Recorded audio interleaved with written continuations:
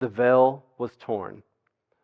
In the old times, you couldn't just go to God, right? You had to bring a sacrifice, a blood sacrifice. Somebody else was going to do that. You couldn't just go to God, have a conversation, ask for forgiveness.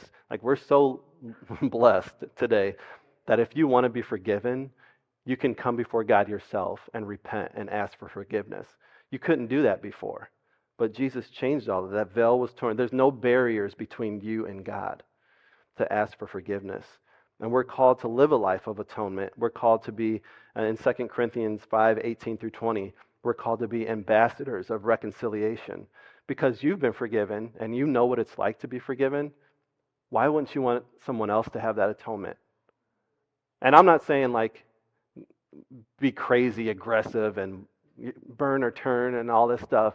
But I'm saying God will give you opportunities. God will place people in your life who need atonement. Even if it's just planting a seed. Maybe it's not your job to have a certain conversation. Maybe it's your job to just show them the love of Jesus. Maybe it's your job. Maybe you're just one little part in their journey. And if you're obedient, then they get to understand what atonement is.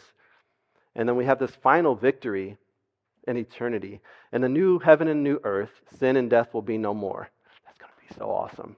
Like, to be in heaven and have no more sin, no more temptation, no more